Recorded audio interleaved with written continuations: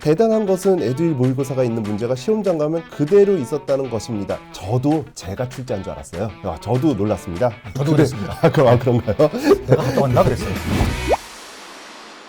그리고 교재 자랑을 했으니까 또 하나만 살짝 자랑을 해본다면 에듀윌은 온라인에서 진행하는 수업이지만 직접적인 첨삭 지도를 하고 있죠. 이거는 다른 온라인과는 아주 비교가 안 되는 그런 그렇습니다. 장점이에요. 네네. 왜냐하면 논술이라는 게 그렇잖아요. 우리 내가 쓰고 객관식처럼 맞으면 점수, 틀리면 점수가 없는 거, 뭐 그런 게 아니잖아요. 내가 어떻게 써야 되는지, 그리고 썼을 때 어느 정도 점수가 나오는지 이런 거에 대한 지도가 필요한데 에듀윌은 그런 첨삭 지도를 같이 병행하고 있죠. 이제 논술을 뭐 이제 다 아실 거지만 이 주관식은 100점도 없고 0점도 없거든요.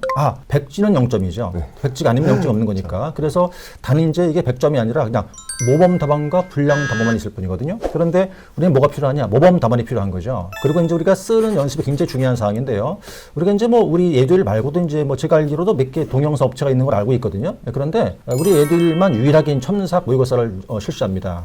간단히 말씀을 드리면 저희가 문제를 출제를 하고 답안을 만들면 문제를 이제 수강생분들한테 나눠드리죠. 그리고 그분들이 답안을 직접 쓰게 한다고요. 쓰게 해서 그걸 이제 제가 수거를 해서 제가 직접 채점 첨삭을 다 하는 거거든요. 이렇게 하는 거는 저희 에듀윌밖에 없다고 봐요. 그래서 실제 우리가 이제 인터넷으로 강의를 듣고 수업을 듣고 있지만 실제로 내가 쓴 답안을 저희가 직접 보고 첨삭을 다 하죠. 그게 굉장히 좋은 효과를 발휘했다고 보고 합격한 분들의 또 이구동성 다 그렇게 말씀하세요. 굉장히 좋았다 그 부분이. 올해도 역시 그걸 이제 시행할 계획을 갖고 있는 거죠 우리가. 네. 근데 사실 우리만 하니까 우리만 힘들더라고요.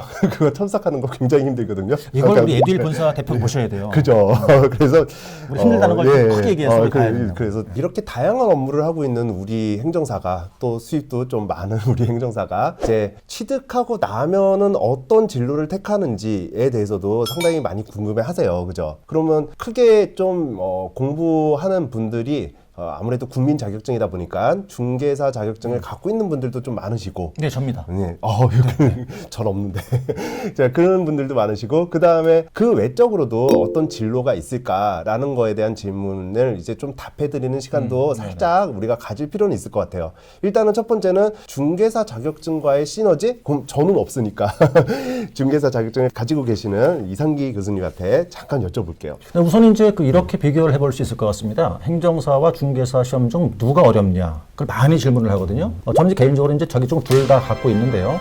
중개사는 이제 한참 전에 땄고 이제 행정사는 8회 때 합격을 했는데 두 개 다 이제 공부해봤고 지금 두 개를 다 강의를 현재 하고 있거든요. 두 개 다 하고 있는데 단순 비교는 어려울 겁니다. 왜냐하면 주관식이라는 것 때문에. 그런데 이제 어차피 비슷하다고 보면 되는데 단지 중개사는 이제 1차, 2차 다 객관식이죠. 2차는 우리가 행정사는 주관식인데 그런 차이점이 있는데 그래서 제가 이렇게 단순 비교 어렵다고 했습니다만 공부하는 양과 시간은 거의 같지 않나 저는 봐져요. 그래서 아마 이제 또 어차피 실제로도 행정사를 준비하는 분 중에 상당 많은 수가 이제 중개사를 했던 분들이 그런 분들이 많이 계신 것 같은데 일단 그러면 자격증을 둘 다 있다 가정해 볼게요. 저 같은 경우는 이제 개인적으로는 둘 다 가지고 있거든요. 물론 지금 행정사만 하고 있지만 곧 저도 중개사를 오픈할 거를 계획을 세우고 있습니다. 봄쯤 좀 계획을 세우고 있는 중인데 이렇게 예를 들어볼 수 있을 것 같아요. 두 개가 같이 활용했을 때 얼마나 같은 시너지 효과가 있을까라는 거잖아요. 하나만 예를 들어볼까요? 이제 부동산 중개를 하려면 이제 공인중개사를 따야 되잖아요. 그런데 자 토지를 지금 중개합니다. 중개하는데 그 토지가 토지 거래 허가 구역 안에 있는 토지예요. 그러면 뭐 잘 아시겠습니다만은 허가 구역 내 토지를 함부로 살 수는 없거든요. 관할 이제 시군구청장 허가를 받아야만 매매할 수가 있게 되는데 자 그러면 이렇게 보세요. 허가를 받을 때 토지거래 허가는 우리 행정사무 영역이에요. 행정사가 허가를 받아주겠죠. 그리고 그 토지를 팔아줍니다. 매매도 중개하는 거거든요. 그럼 둘 다 할 수 있는 거죠. 비단 이거 하나만 예를 들었지만 굉장히 많은 분야가 있어요. 예컨대 이제 건물을 짓겠다는 거죠. 건물을 짓겠다 뭐가 필요합니까? 건축 허가 필요하거든요. 건축 허가 그건 행정사무 영역이에요.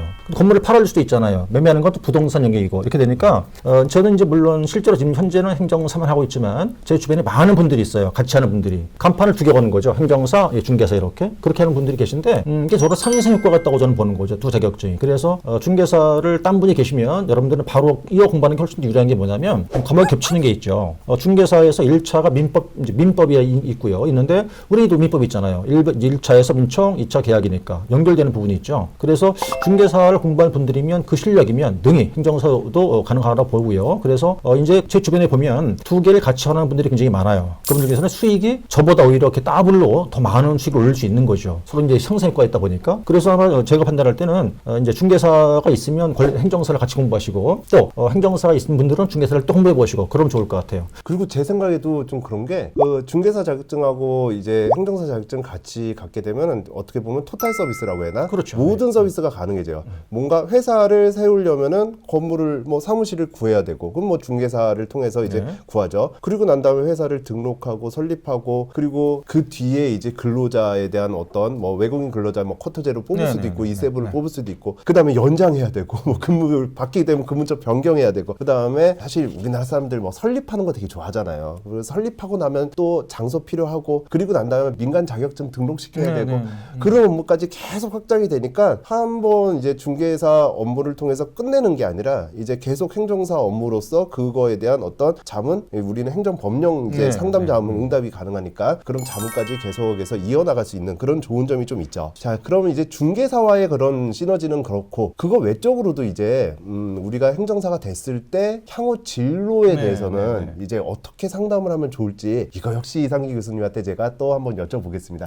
네, 지금 뭐 교수님이나 저나 창업을 해서 이제 개인업을 하고 있지 않습니까? 있는데 저한테 누가 물어본다 그러면 저는 100% 창업하세요 그럴 거예요. 창업하세요. 물론 우리가 이제 뭐 고용인으로 고용돼서 근무할 수도 있지만 제 기준에는 그냥 창업하는 게 낫지 않느냐라고 보는 거고 그리고 또 우리가 이제 법인도 만들 수 있는 거 아니겠습니까? 법인 설립도 가능하고 그다음에 또 이제 합동사무소도 있잖아요. 그래서 진로라는 거는 그렇습니다. 물론 두 가지겠죠. 창업하느냐 아니면 고용이 되느냐 두 가지인데 저 같은 경우는 그냥 창업이 낫겠다고 저는 판단을 합니다. 그래서 저는 이제 따자마자 바로 창업을 했는데 사실은 창업을 해야 부딪혀봐야죠. 부딪혀서 내 걸 만들어야 되는 거거든요. 그러려면 여러분들은 그냥 따자마자 바로 창업하시는 게 저는 좋다고 봐요. 근데 사실 저보다 조금 연배가 있으신 분이구나 저 정도의 연배분들은 창업이 좋아요. 저도 좋다고 생각을 하는데 또 젊은 그렇죠. 좀 분들은 그래도 요즘에 또 젊은 분들이 행정사에 대한 관심도 많고 시험 보러 갈 때 많이 보러 가더라고요. 그런 분들은 그래도 취업 쪽으로도 좀 생각을 해봐야 되는데 각종 공기업이나 이런 데 가산점 주는 경우가 좀 이제는 좀 많이 늘어나고 있기도 하고 그죠? 그리고 행정사 법인에 대해서 말씀하셨지만 법인이 만들어지면 거기에 대한 이제 소속 행정사로 취업이 될 수도 있고 행정사 법이 아니라 그냥 법무법인에서도 이제 각종 이제 행정사 업무에 관해서 행정사를 채용해서 우리가 일을 하기도 하는 것 같더라고요. 그래서 이렇게 아직까지는 그래도 창업 쪽이 저도 사실 창업을 추천을 하는데 그래도 이제 이런 취업 쪽으로도 이제 좀 많이 예전에 비해서 좀 많이 발전하고 있다. 뭐 이렇게 좀 정리를 할 수 있을 것 같아요. 그죠? 우리가 에듀일에서 수업하는 우리가 우리끼리 에듀일 자랑한 것 같아서 사실 이상기 교수님은 안 민망하다고 하셨지만 저는 살짝 민망하긴 한데 저도 조금 민망했어요. 아 그런가요? 이제 후기가 있다고 하니까 후기를 한번 보면서 한번 흐뭇한 시간을 스스로 이제 만족하는 시간을 좀 갖도록 하겠습니다. 일단 합격세 조땡이라는 분은 대단한 것은 에듀일 모의고사가 있는 문제가 시험장 가면 그대로 있었다는 것입니다. 예, 저도 제가 출제한 줄 알았어요. 저도 놀랐습니다. 저도 그랬습니다. 그런가요? 내가 갔다 왔나 그랬어요. 예, 그 밑에 내용이 나오네요. 또 다른 학생은 강의한 에듀일 교수님이 출제위원이 아닌가 의심마저 들 정도로 최고였어요. 사실 제가 출제위원이었을 수도 있어요. 전생에. 그죠? 그 다음을 보면 커리큘럼대로 강의를 들으셨으면 소설이 저절로 나와요. 무조건 1타 맞습니다. 사실 1타가 아니면은 강사로 선임이 안 되죠. 금방 그다음에 잘리죠.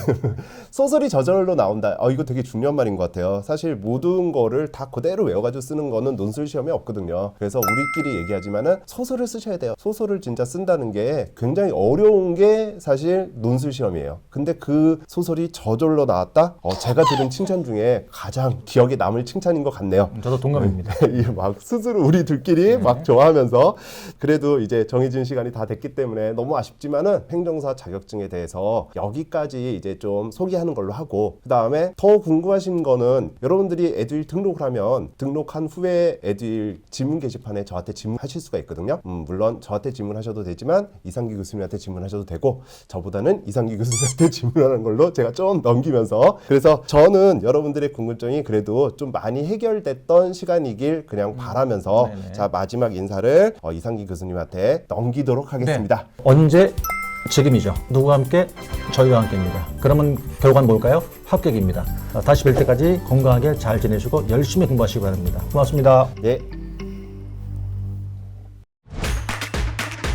에듀윌 합격 패스.